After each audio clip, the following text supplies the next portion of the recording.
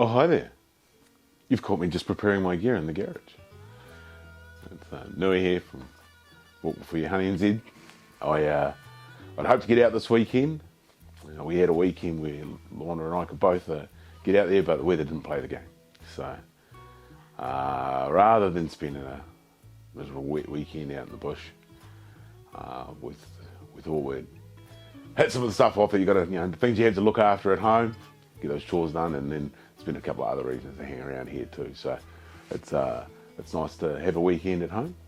But yeah, we thought it would be a good time to go through the gear that I cart around when I'm out in the bush, be it pretty much my pack's sort of identical whether I'm by myself or with someone else, apart from the fact that when I'm by myself I also carry the camera around. Can't show you the camera because the camera is currently your perspective of me.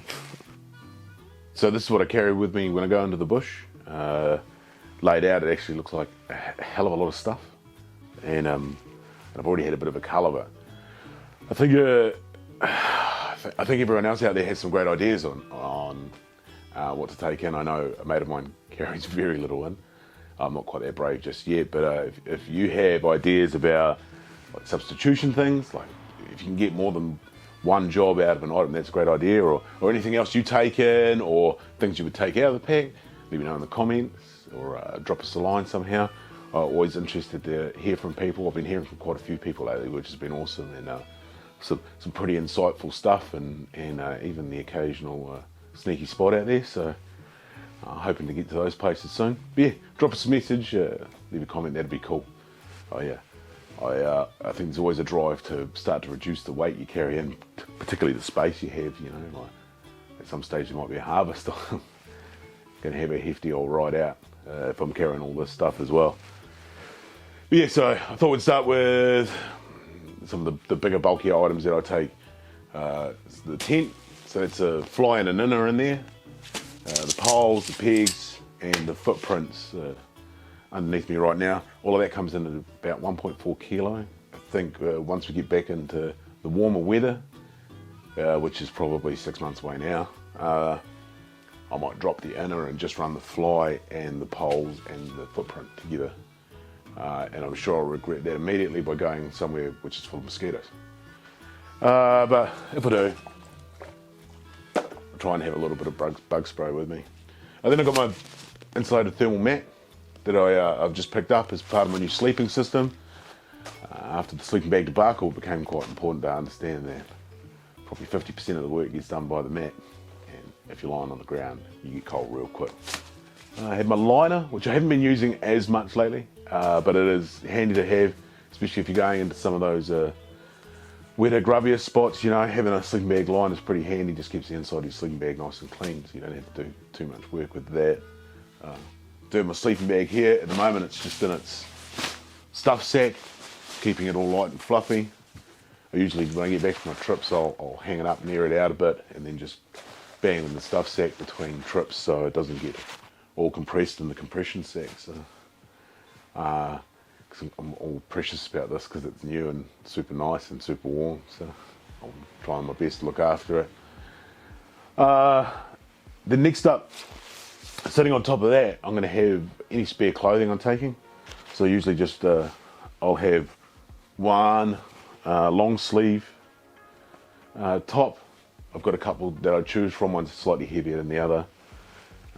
It's quite a heavy merino singlet that I picked up from the local merino shop just here in town, and I'll have a spare pair of socks with me because feet are pretty important when you're pounding out the K's, and they really help to get you home when the start of your YouTube channel is called Walk. And then I just keep that in a dry bag, usually with a couple of pairs of gruts, but I don't want you seeing my delicates, It depends how long I'm going out for. I'll definitely take one spare pair though, because if you're starting to put in the K's and you're hot, or you're being lazy about maybe getting out of your pants into a pair of shorts, if I take them, then you start to get a bit of a sweaty downstairs operation.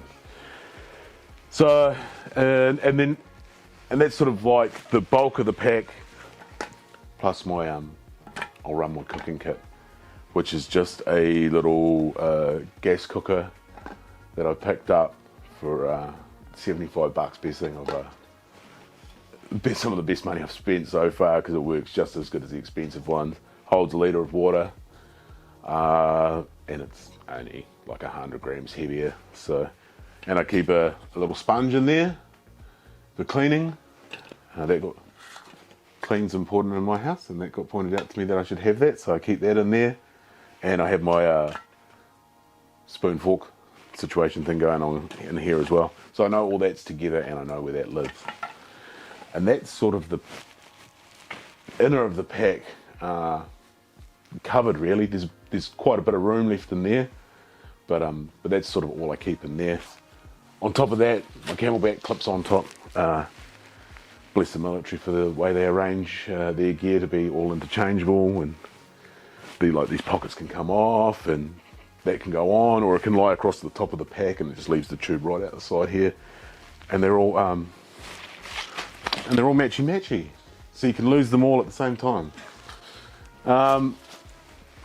With this pack, it's the British Bergen, but it's a short version, so it rides best when it's sitting on top of webbing. So I did get the webbing as well, and I know this combination is not the lightest combination, because militaries don't really care about how heavy their soldiers are, just want them to get on with it. So, but it's robust, man. It's robust and weatherproof to the max. So, so I am running the webbing, which is probably making this combination just a bit heavier than a modern hunting / hiking tramping pack.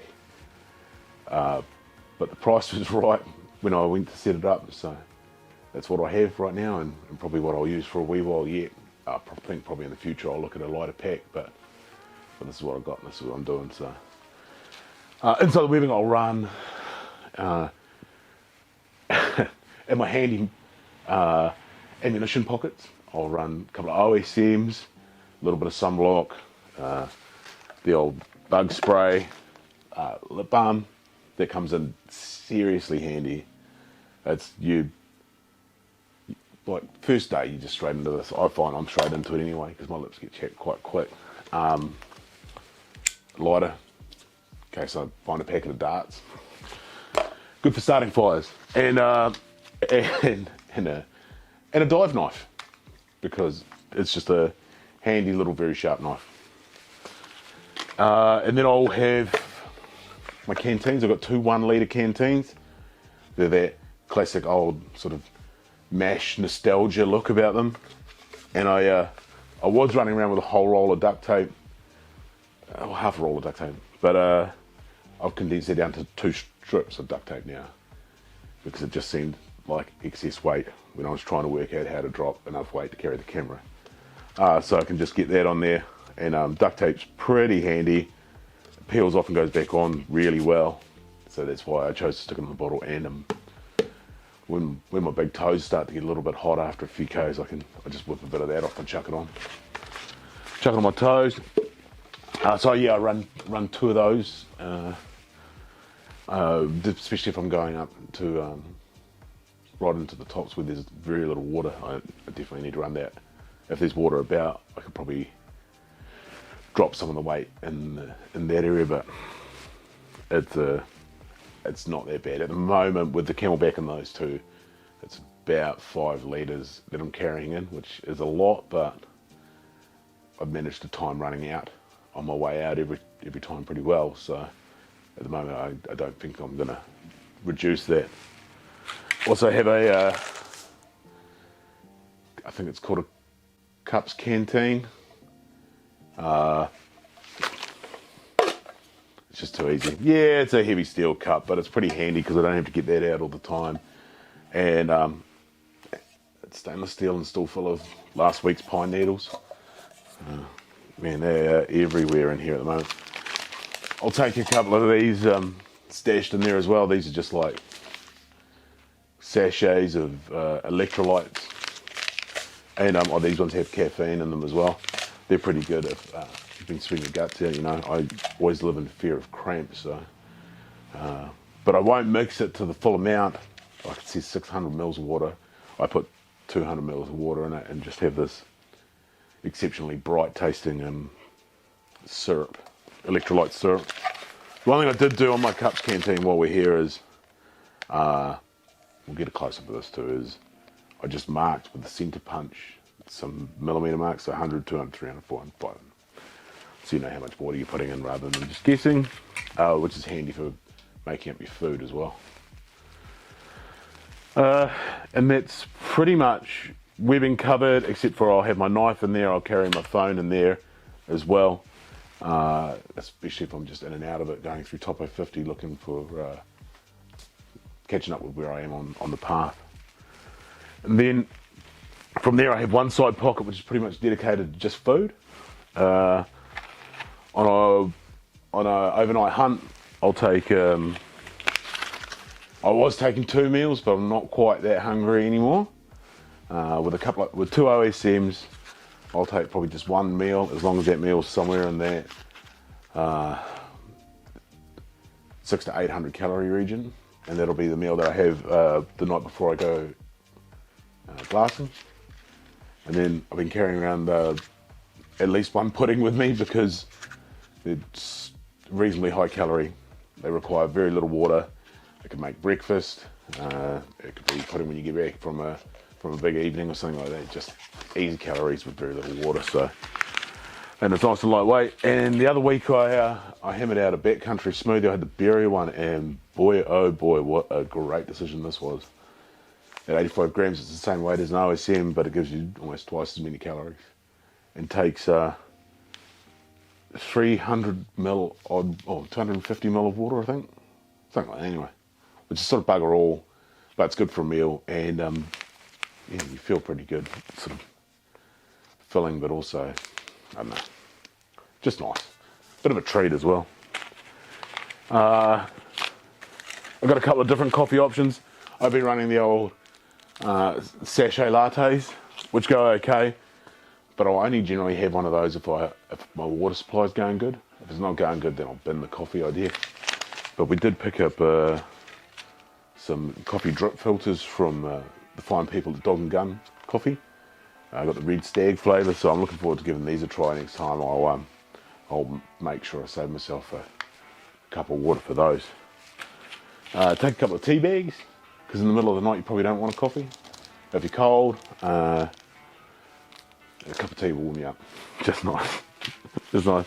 And then I've been carrying sort of assorted bits of out of army rats. There's a few bits lying around, and there's always they're reasonable to get your hands on. This is a beef soup, but I have some salt and pepper in there as well. I used to have some condensed milk, but I got super hungry one trip and just ploughed that as a meal. It was pretty good. And the last item of food that I always take is some sort of chocolate reward.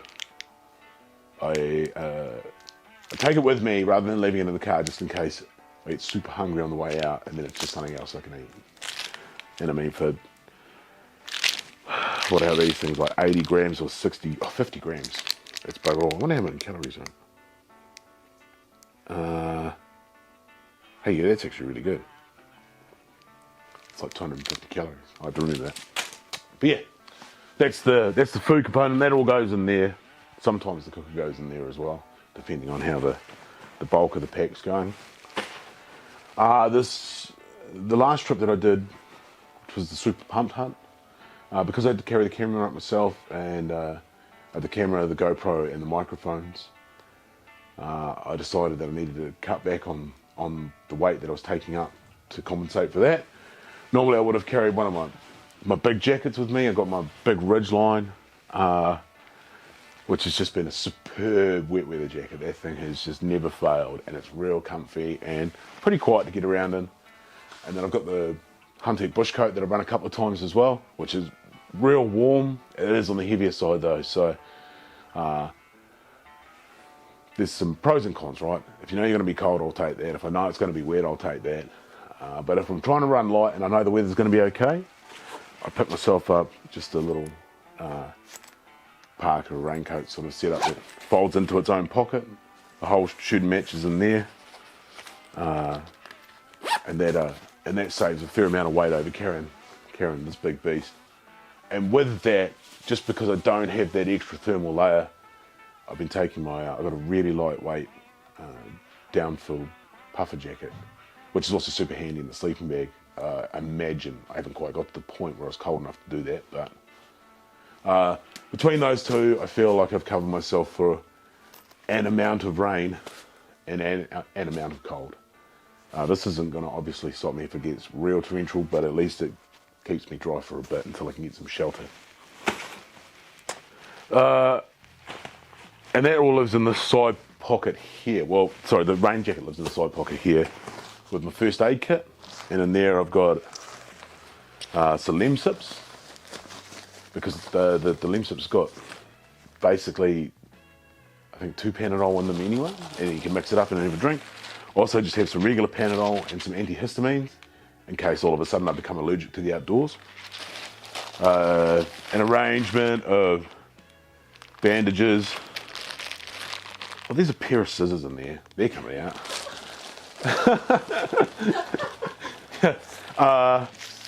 Some little fire starter blocks. Not the white plasticky looking things, but these are some sort of, I don't know, crushed up wood thing for starting fires. And then the old waterproof matches as well. So I just keep them in my first aid kit, which is a dry bag as well. And just lock that down tight. Fold it up, keeps everything dry. Well, I'm not going to clip that up because those scissors are coming out. I have a big knife. That's really, it's heavy, but it's got a good clip on it, good sheath on it. I just noticed I need to give it an oil because it's getting a bit rusty. 2 5-meter lengths of good strong paracord, and I just chain knotted them to keep them a little bit more reasonable rather than trying to bundle them around something. Cable ties. Cable ties come in handy when I had to cable tie my boat and my pack the other week, just so I could get it out of my hands. And then some bigger ones that, I don't know, who knows what you use them for, but they'll be there. And then and that just all gets sealed up in this pocket here. This pocket is also the one that I grab when I go hunting, and I'll just clip it to the Camelbak. So it just becomes a sort of day pack arrangement. I just carry around with me, and then I might stuff some food in it on my way out the door, or one of my canteens in it if the Camelbak's running low, you know. But yeah, so that's detachable from the main pack, and I find it super handy having compartments. It just means I know where things are. I can just go to and grab it rather than sort of rummaging around in the bag. The other thing I keep in there is head torch. This is not mine, but it's super handy to have with me. But when Luana comes with me, I have to run a different one. And I've burnt through all of my cheap head torches that I've bought to go fishing with. It turns out a couple of hours of fishing is not nearly as hard on gear as trudging around in the bush is. The good thing about a good head torch is having a red light on it, because it's super handy for filming your YouTube footage. Important hunter's note. And that's that pod there. Up on top of the pack, you obviously have the flap over the top, where you can carry some bits in. I generally leave this for the sort of miscellaneous bits that I need to carry around, like the GoPros in there. I have this plastic bag's looking a bit secondhand too, so I might replace that. In there I carry a power pack,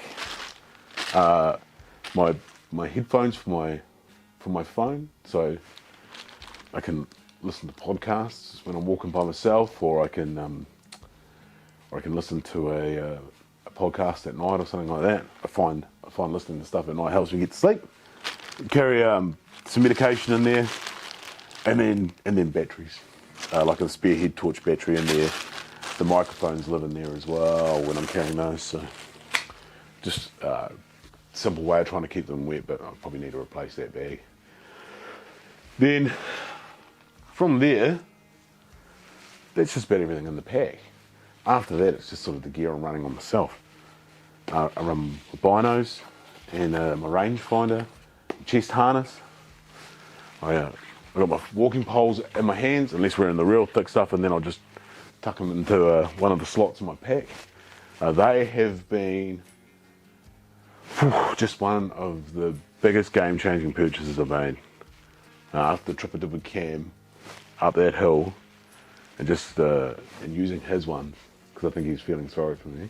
Man, just it's like having an extra set of legs, and they're super handy. And yeah, they've been a great purchase, and they've just increased your speed uphill. It's unbelievable. I've been running pants mostly at the moment, because when you're on shorts, you got to run gaiters, and my gaiters are noisy. They're really good at what they do, but they're just noisy. And these pants, obviously coming into winter, having a bit more coverage on the big pins sort of helps keep a bit of warmth in, and they're very quiet. It'd be handy if I was as quiet as these pants are. And either a long sleeve or a short sleeve top. I actually quite like this tussock pattern from Huntech. It's pretty cool. I do like that. And then gloves. Gloves are a new addition as well. But I don't know, probably a month ago, I really started getting cold hands, and it's actually quite distracting. And then when you think about all the motions you have to go through with the bow, warm hands are probably ideal, having a bit of dexterity. So, but finding gloves in the sausage finger range was a little tough. So I did find this pair in the old Realtree camo. So they've been quite nice to take on board with me. The bow, with its recent addition of the sling, has made a big difference. I was able to get this on my pack vertically orientated rather than sideways, so I'm not like 1 meter wide trying to drag myself through the bush, and that was really good. Harry helped me come up with a real good solution to getting that on the pack, and then obviously the arrows and the quiver. Getting through the bush, you really have to be careful with your arrows, because I think at the first way I had them set up, every 5 minutes I was losing an arrow out of the quiver. So we just had to come up with an arrangement that sort of just locked them in against the pack, and it was perfect after that. It was, but just getting it off out of your hands, man, life changing. And my trusty boots, which are getting another coat of the old homemade leather protection, which you can go back and see how I do it. After a couple of trips, especially this last trip, which was really rough ground, all off trail, that it just started to wear up and tear up a little bit. It's protecting the leather, but it was just time to tidy it up again. So just building up a couple more coats of that. You can check that video out, right? In this general region. Yeah, and that's my pack at the moment. Like I said earlier on, if you've got some ideas, I'm all about bright ideas, or some sort of sweet innovation to help me maybe cut out some of this gear or improve on what I'm taking. I'm definitely on the lookout for that. I know my pack system is quite heavy, but it's the one I have currently. I can't really do a lot about that until I'm financially in a position to make a change there. But I think this is going to get me through just fine. Thank you for watching. I look forward to hearing all the comments, and like I said, I look forward to speaking to more people, viewers and subscribers. Followers on Instagram. It's been really cool to interact with and just to get to chat to some new people and hear their ideas and advice too, like heaps of advice. It's been awesome. It's when I come into this, I thought it was going to be a case of, man, this is going to be hard work learning, and all I've found is that like-minded people who are coming to the channel and watching and paying attention and enjoying some of the content, I hope, are just the kindest, most sharing people. It's been really good to just interact with a group of people who genuinely care about the hunting as an activity in the outdoors, conservation obviously, but also just getting amongst that and sharing their knowledge. Like I'm very grateful for that, and I really appreciate it. So thank you very much, and if you have any advice, let me know.